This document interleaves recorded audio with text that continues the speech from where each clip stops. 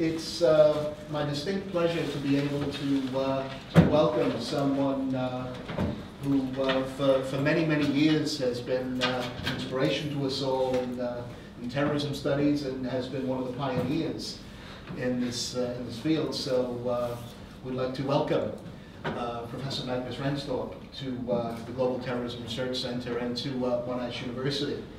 Professor Ranstorp, he is the research director for the Center for Asymmetric Threat Studies at the Swedish National Defense College, and most of us will probably be very, very familiar with his research into Hizballah, into Hamas, and also terrorism and politics in the Middle East.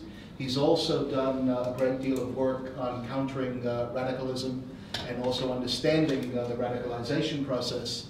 And he's here today to discuss countering violent extremism and bringing lessons from Europe. So without any further ado, Professor Ranstorp, thank you.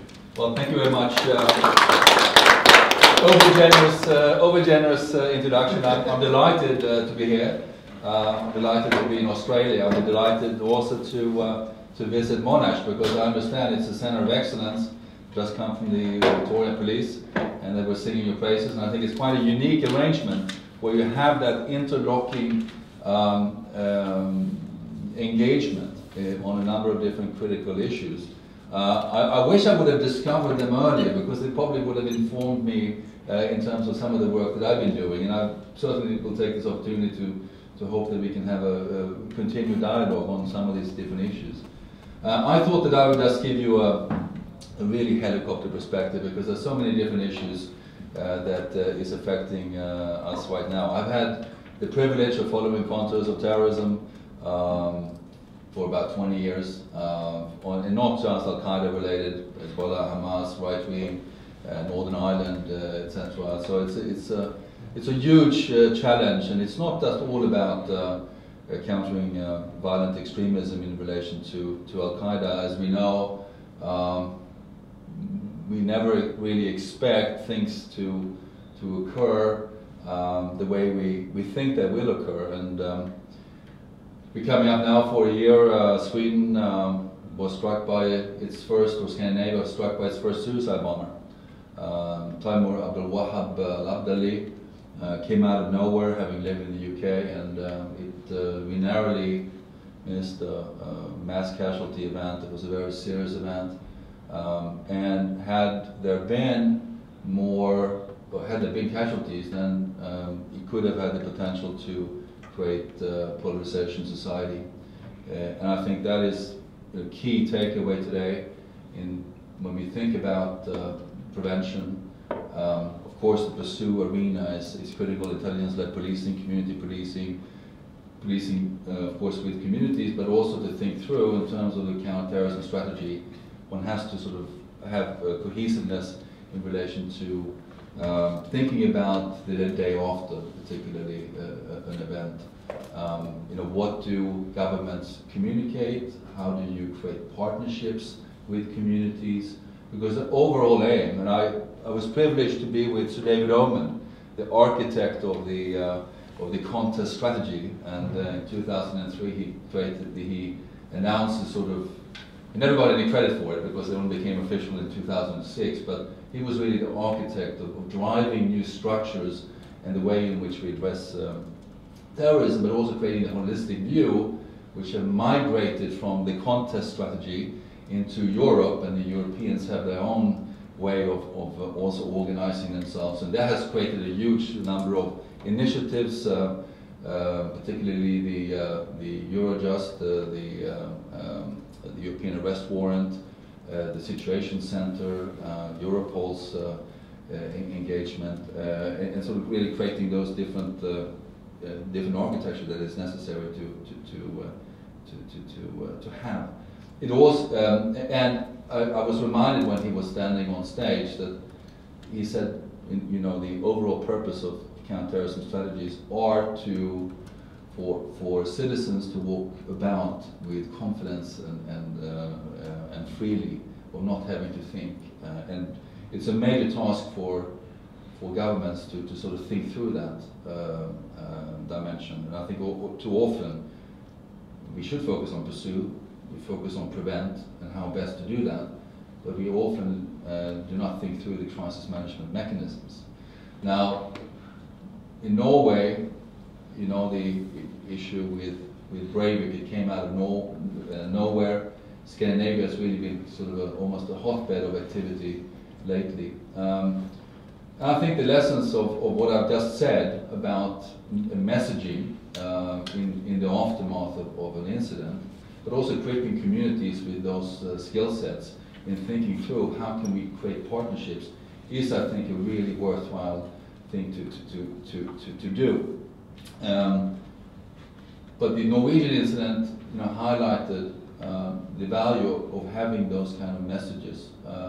But it also highlighted the vulnerability of government continuity. Anyone here been to Norway? I don't assume it's a long way. I realize how long it is when you travel here. He had a truck bomb, 950 kilograms of ammonium nitrate, completely underneath the radar screen working for at least a couple of years. He took out, effectively, one person, 6 government departments. They're missing 2,000 offices. The building that he targeted, they will have to tear down because of asbestos. And it will take them 3 years to get back to normal. However beautiful the Norwegian response was, they are worried about that this may dissipate over time. And I think the issue of polarization, the issue of managing down divisiveness in the aftermath of terrorist incidents are absolutely critical. So that is my one you know, overarching main message to you. And I think that you know, it is worthwhile thinking about having sort of that architecture. I know that you know, there's been a lot of work being done on trying to find templates and mechanisms of understanding radicalization as a process, and I'm not sure if you've done that work here in Australia as well. But you know, the simple answer is that there are no socio-psychological profile. It is extremely difficult for individuals to find not so much the monolithic model or applicable model for radicalization. It is invariably affected by the nature of which environments that are prevalent in radicalization milieus or agents occurring in prisons. I mean, if you look across the European Union, radicalization in prison is particularly of concern in the UK, where you have I think 235 convicted Islamist-related offences. How do you rehabilitate them into society, post-release care? That is a huge issue. Spain, of course, have huge expertise on this issue in relation to the Basque issue. So I think, in that sense, it is also an important dimension.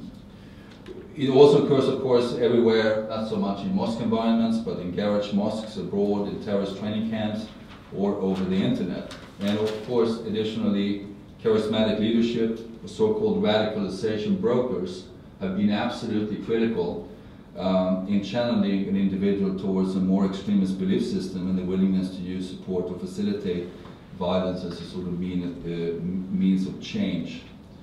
The idea of injustice is also an important factor in radicalizing individuals. But the complexity of these radicalization processes are compounded by different ethno-demographic backgrounds and potentially different degrees of connectivity to conflict zones occurring in their home countries such as Somalia, Iraq, and Afghanistan. Now, I know that you have your specific, should we say, magnets here within who may be attracting or who may be channeling individuals into those kind of different environments. What I would have to say in Europe is that we have different conflicts that mean differently depending, of course, of your ethnic background and connectivity with the diaspora communities. The UK have Pakistan and Bangladesh as expanding areas, but they are not the sole ones. Iraq is continuing to be one of those different arenas. For Scandinavia in particular, and also for the UK, we have the issue of Somalia, and that has become a high priority issue. And particularly, I mention this because in terms of lessons, how do you deal with the double disadvantaged communities that the Somali, some segments of the Somali community represents, is I think a challenge for some of the governments. It is not a challenge in terms of wanting them to be engaged, because they're quite different from most other communities. They don't mind being involved with authorities and so on. The difficulty is to find and broker and to find representatives that have the reach into those sort of more radical areas. Let me just give you an example. In Stockholm, we have 50,000 Somali refugees in Sweden. Sorry, 50 Somali descendants. I shouldn't say refugees, but descendants, because they're quite nomadic and not all of them. You know, they come and go, but 50,000 residents. And of those 50,000 residents, you have only 20% employment. And when you couple that with the issue of cat and cat use, it provides sort of a downward spiral in relation to family cohesion and the ability to steer and guide individuals into integration and job and employment and into society. And I think what we have seen, particularly in terms of the Somali community, it is relatively easy to engage with them and to have a dialogue with them, but it is you know, more difficult to address the systemic issues in relation to you know, single mother parent conditions, coupled with traumatized kids who we have to find support for and creates vulnerability. What is the pattern in Scandinavia has been that there's not so much radicalization, but rather recruitment and recruitment brokers into going to join Al-Shabaab. Supported by the internet, supported by streaming videos from the conflict zones. In Sweden particularly, we have one of the senior leaders of Al-Shabaab, Fuad Shangole, who is probably the number 4. Of course, Al-Shabaab is not a cohesive unit either, but he's quite sort of a senior figure. So we've had a lot of sort of connectivity. The Somali diaspora is always connected, but particularly in terms of the recruitment. And of course the recruitment drives go down through Kenya as a key point, Eastleigh, the suburb of the Eastleigh suburb, and then the refugee camps that exists. We've had 15 to 20 in Sweden who have gone down. 3 of them have killed them, have conducted operations, suicide operations. There have been a similar number in Denmark. In one of the incidences at the university, I think it was Sharmo, it created a huge backlash back to the community, who were in disbelief that one of their own would be doing that. So the Somali community represents a huge challenge, and I think what is happening in terms of what this European government's doing about it is to create a fast speed expertise network to support those countries that have a particular problem on this. Let me just, in that sense, mention the Policy Planners Network. Have you heard of this? No. The Policy Planners Network is is a network which is composed of integration departments from the UK, Denmark, Sweden, Finland, Norway, and the Netherlands. We're trying to find on a number of different issues, but particularly in relation to Somali community, good practices, ways in which to engage with these different communities, and to find essentially mechanisms of engagement projects that are, and most of them are of course not at the sharp end of counterterrorism, but rather on the soft end, and providing skill sets with different communities to sort of create indirect nodes that will wean them away from this activity.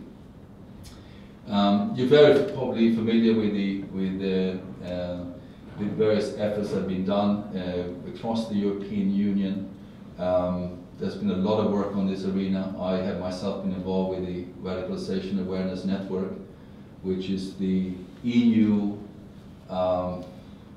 it's part of the internal security strategy of the European Commission. It was recently instituted, and essentially what it seeks to do is to take the lessons from different governments in countering violent extremism and to centralize those, but also cross-fertilize them across different sectors. There's a lot of work going on in prison services across Europe, or what are best intervention dimensions. There's a lot of expertise on community policing. I don't know if you've seen, I wouldn't say that it's a fantastic report, but the Belgians under their presidency had a manual called the COPRA manual. Have you come across that? No? Some of you, maybe? No? It's in essence centralizing law enforcement, community policing lessons of how to engage in police effectively. But that was only one of the different areas in which there is that kind of expertise.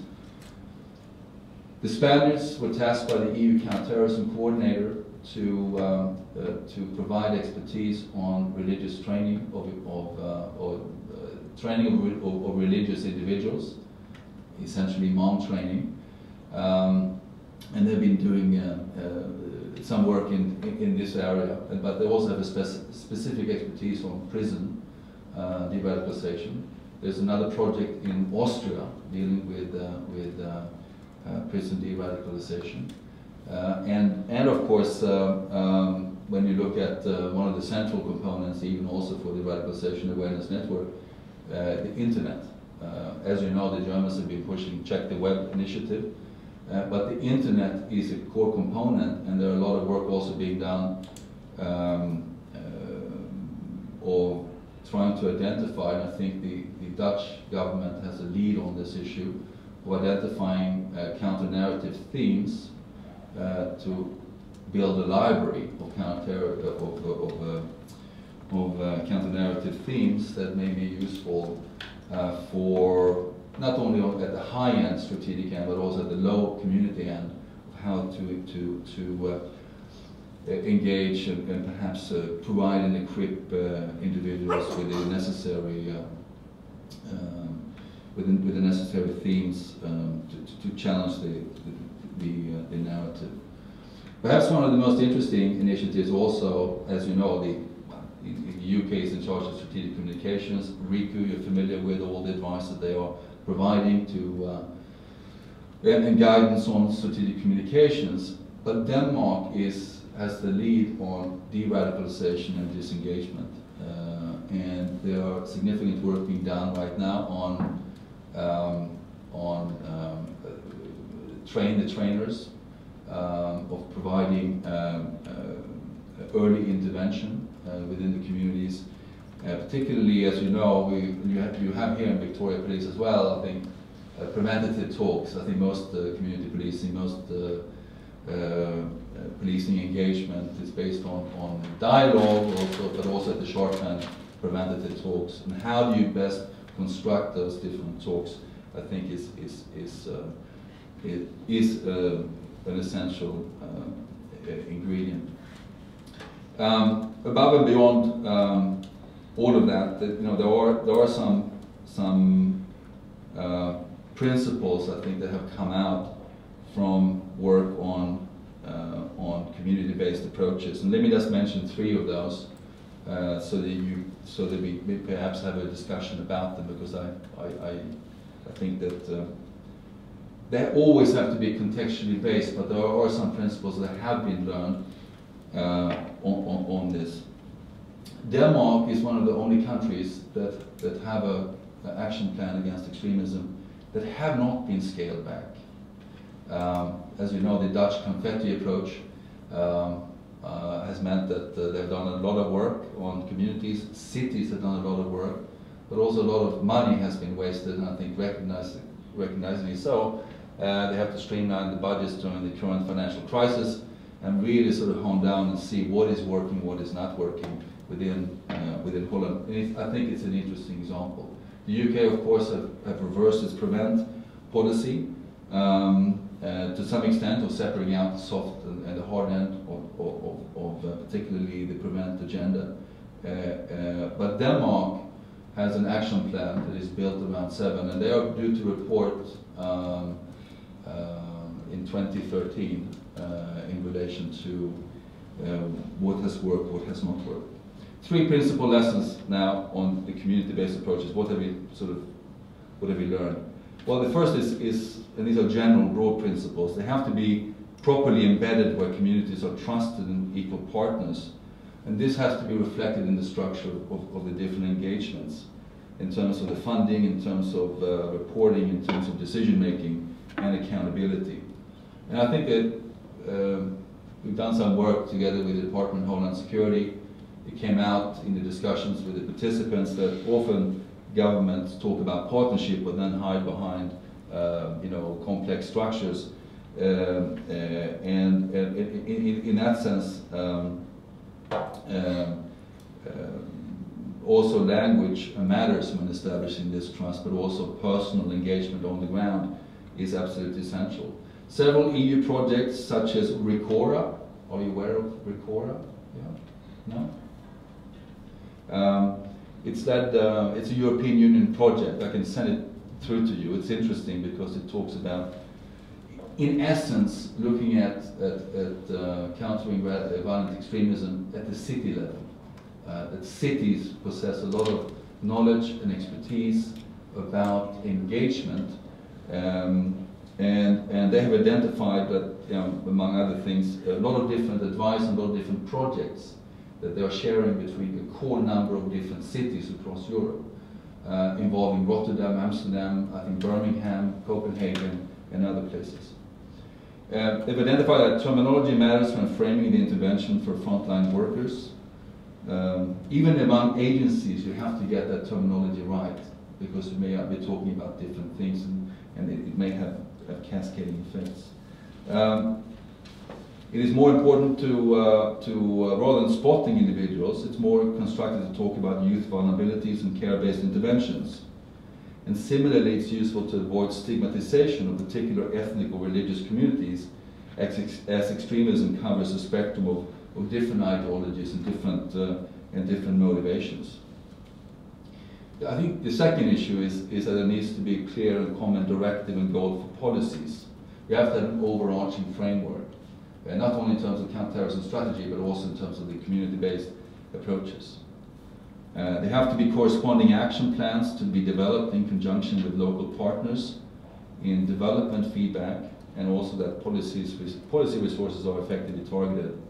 And this requires a willingness of the authorities to allow space for communities to identify their own roles and specific involvement in the initiatives, and ongoing dialogue, both from bottom but also from below.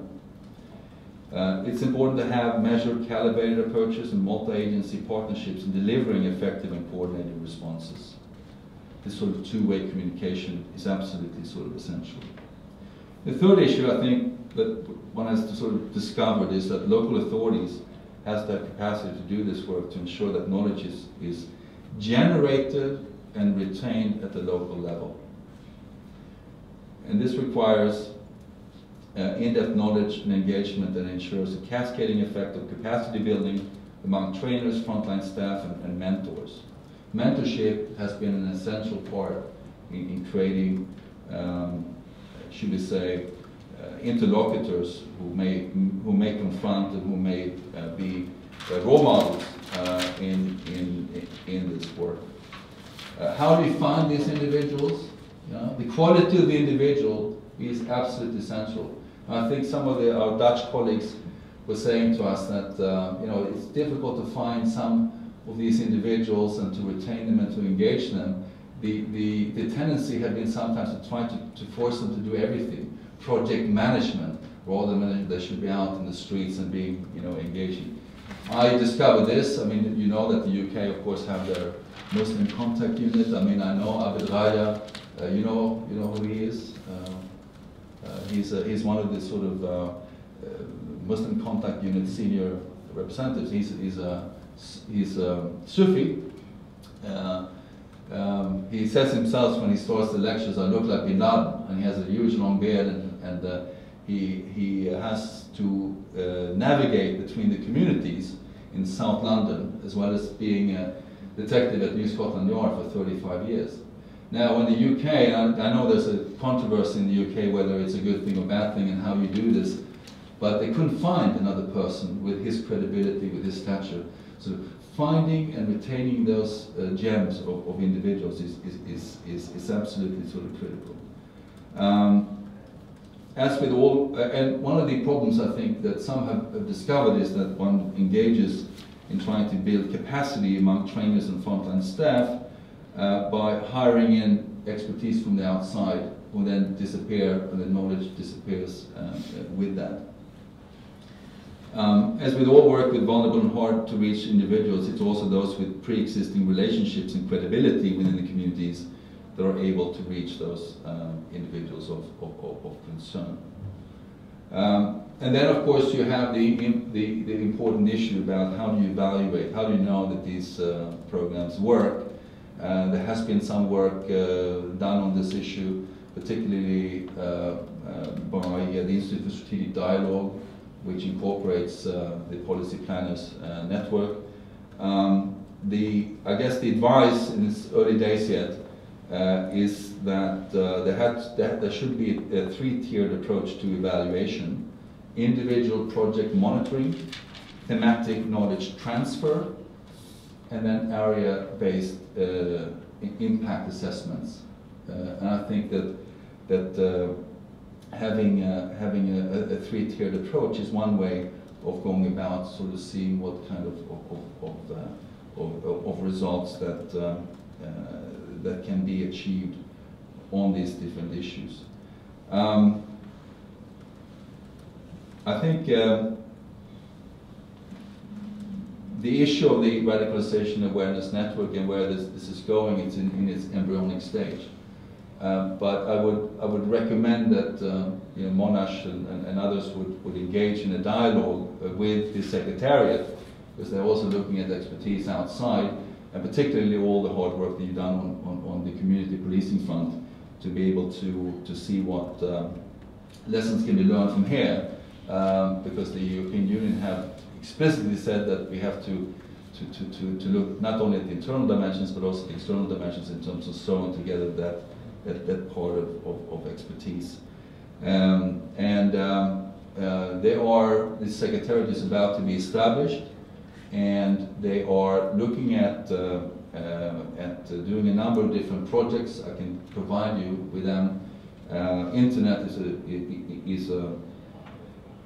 a central part of that, of how do we use internet, how do we engage with the issue of the internet, and also the issue of managing polarization and managing the duality between different forms of extremism. A handbook is supposed to be produced by them, not of best practices, but good and bad practices. It's not an academic exercise. I have been part of most of the expert network groups there had been many flaws in them. The first one was that you had no Muslim community representatives, which I tried to point out to the committee that didn't listen to me. And then the network dissipated. And the next one, you had heavy engagement of Muslim network and engagement, but it became too academic, and there was no sort of policy traction of all the good advice and all the good work that was at the heart of that. How you navigate that is very, very difficult. And I think the European Commission is going to hold a high-level conference on the issue of countering violent extremism. I believe in May or June of next year, so you may want to watch out for that in relation to sort of flagging some of the priority areas that the brand will be working on. I leave it at there. There was a sort of a quick helicopter perspective. I know some of us will have a dialogue later on about maybe different issues, but I don't know if we have time for questions, so if I did speak too long.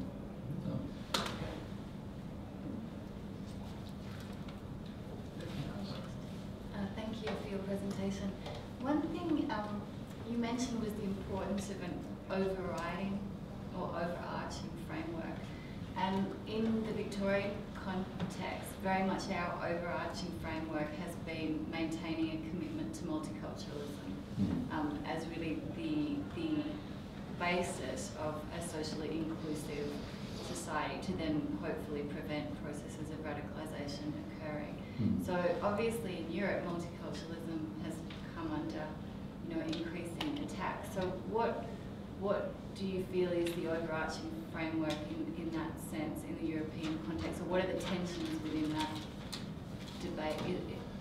Well, I think it depends on what where you're sitting and what capital you're sitting and where you're seeing it. I mean, the UK is very, I would say, very introspective, have good dialogue with Muslim communities, trying to reassess their reverse policies, see and calibrate. But most of the rest of Europe is not the UK. We have different policy processes, different political parties that are stoking the fires of divisiveness, etc. So I think the first issue is that it has to be looked in a context. But the overall context is to have a framework of counter-terrorism. But if you divide the prevent strand in that, I think that a lot of different countries are doing things very differently. The Norwegians have a very legalistic approach to the community engagement, and there are some good issues. We work also on a model on early intervention, even before it starts turning into extremism, by creating an architecture of local units which are based around the SSP model, schools, social services, police. And supporting that role is the security service, who only steps in at times when they need to.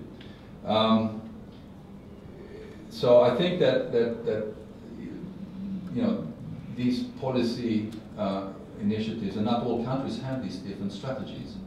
The Finns, and you may say, what does Finland have in terms of the challenge? Well, they have a sizable community of Somalis. They have about 15,000. I have been surprised when I've been to Finland how well they are carrying out that dialogue with them, but they are also looking for how this sort of traveler issue is affecting the perception of the Somali community as a troublesome community, the stigmatization issue, but also how do you provide prevention for them.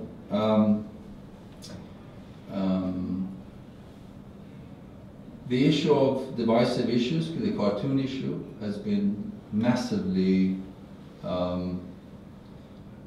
have provided a huge target on the back of particular countries. I mean, Denmark is the most obvious one, and there are lots of different terrorist strands that it not even has overwhelmed the security service, who's doing a great job in partnership with other countries. And they're not just coming from one direction, seeing all sorts of strange plots that are being hatched both inside but more significantly on the outside.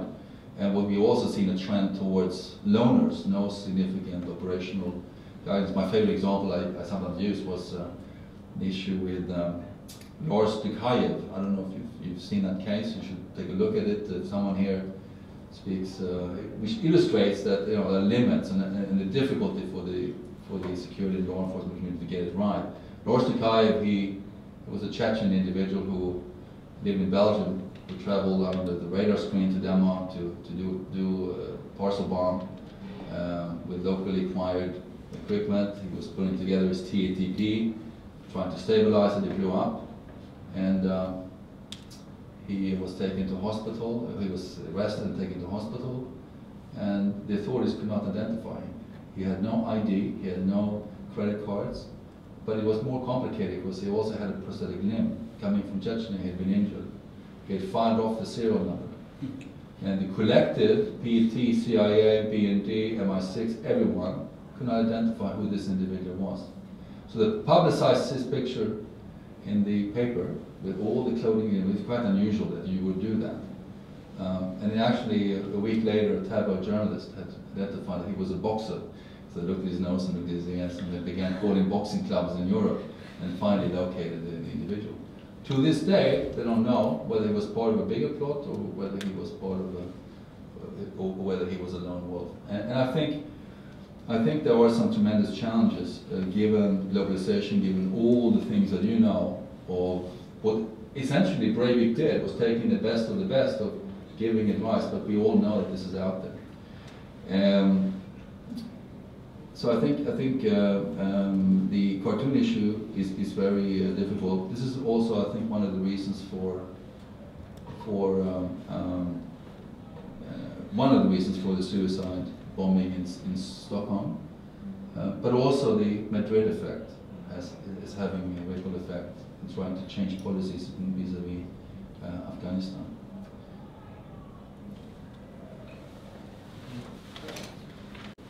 You referred to controversies with the Muslim Contact Unit in London.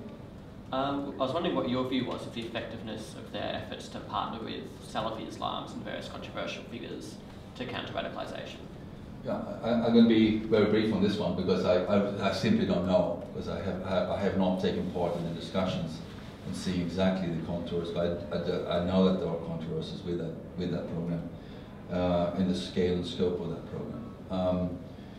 I mean, generally, when you talk about policing engagement, I'm now going outside the UK because there's so much work. I mean, Project Nicole is one interesting example. I don't know if you know about Project Nicole. It's a partnership between an academic institution in the UK and I forget the name. I think it's at the University of Westminster.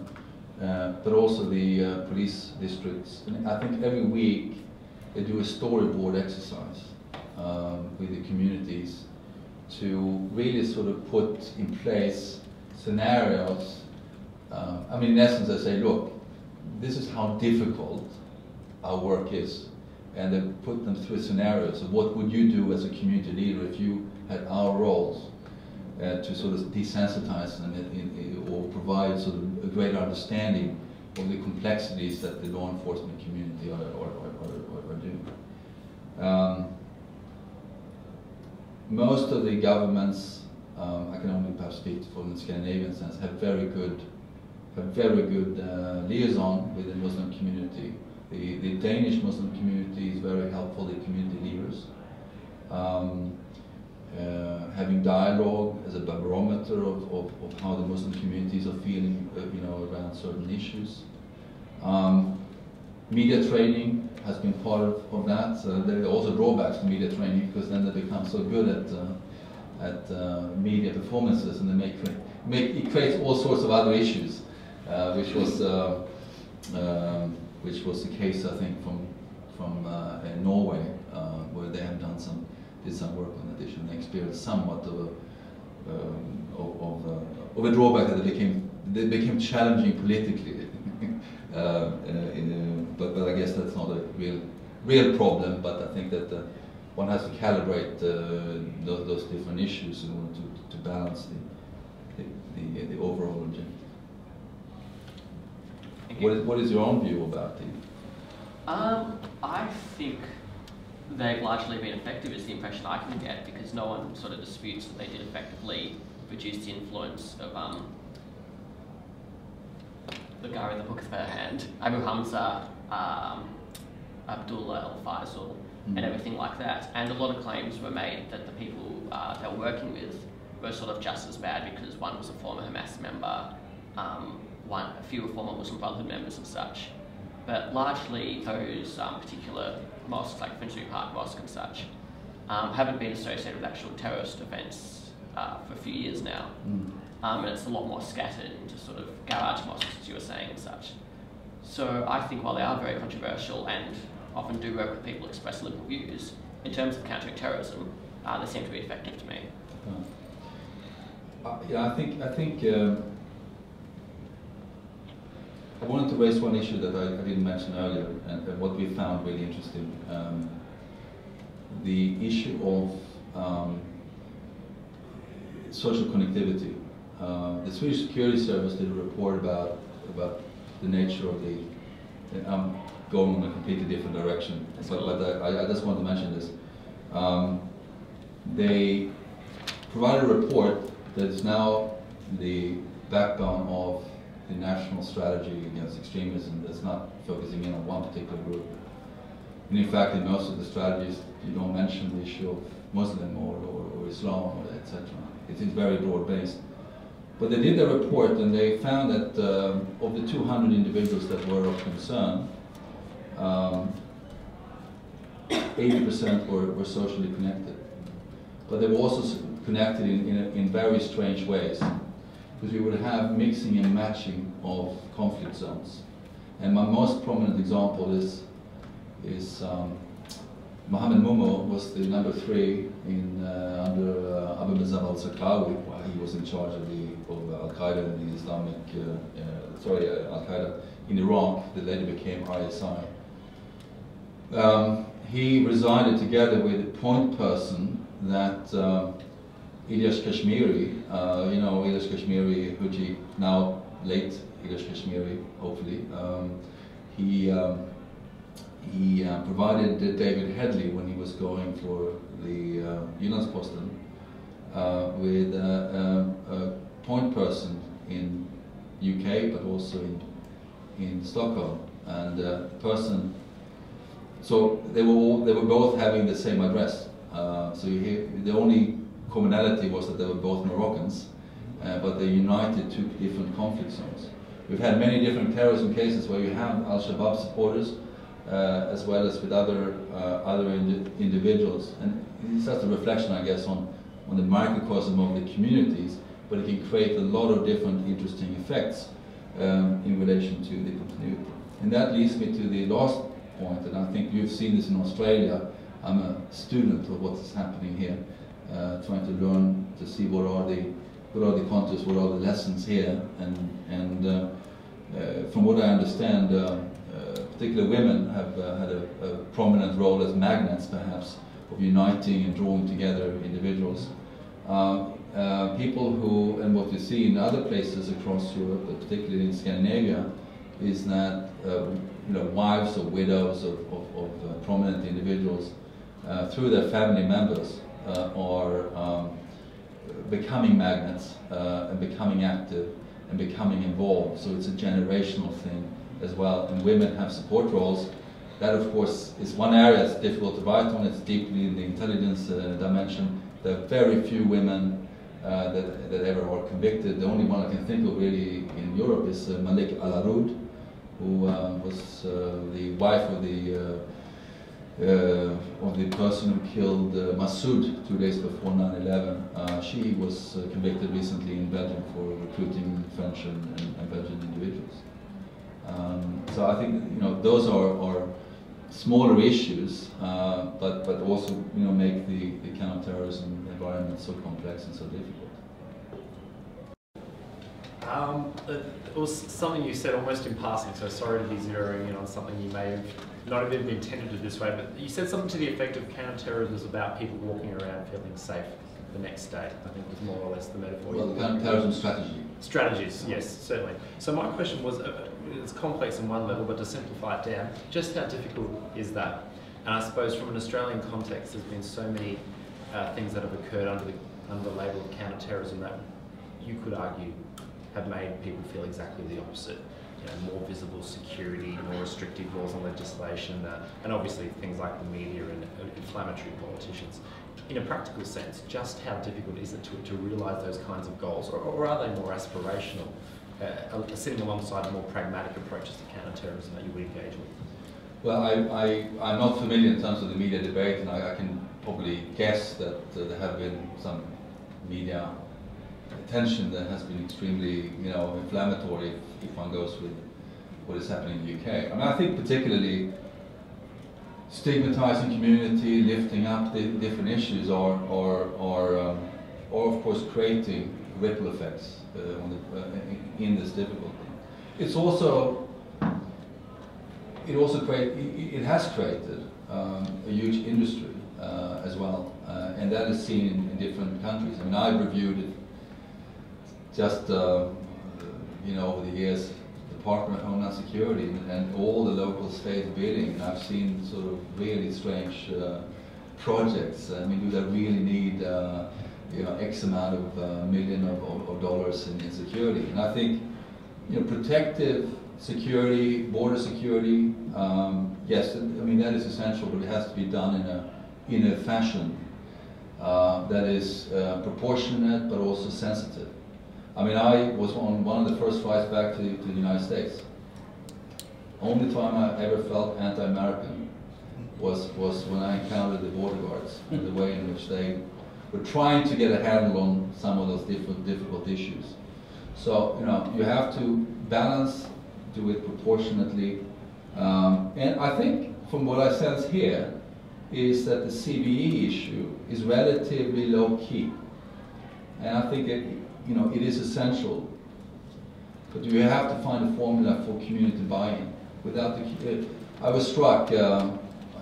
Talked to the UK head of the delivery unit of Prevent, and this was after the Yemen issue, and they approached the Yemeni communities in London, with community elders, etc. And they looked at the response was, look, we've been here 125 years, the Yemeni community, now you come and talk to us about counterterrorism, and all you want to know about is counterterrorism or finding problems within our community. So you have to also do a whole range of different issues and do it on a basis of trust. And how do you get that basis of trust is I think, extremely difficult. I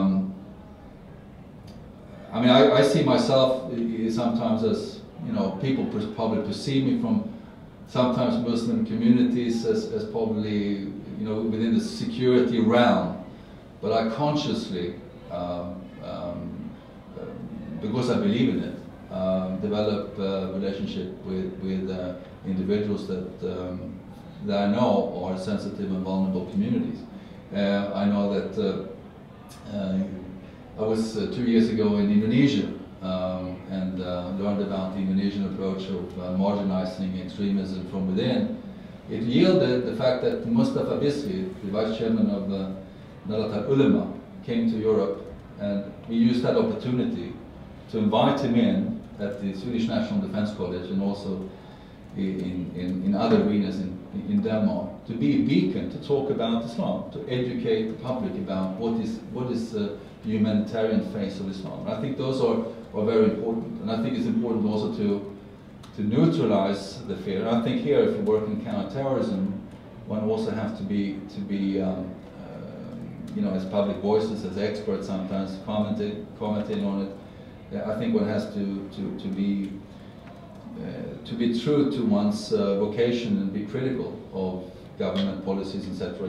If you see that those and the effects of those, particularly if they have negative effects on communities. So I met with some of the representatives of the Muslim community here, found them extremely engaging, extremely open, extremely positive, and wanting to do things for the interest of Australia, but also their own communities. And I think you found a really good, from what it sounds on a superficial level, some good engagement levels. That's not always the case in other countries. So. Or in other states. Or in other states, perhaps. Okay, thanks so much. And I guess, let's see, if we could please thank Professor Ranstorp for that.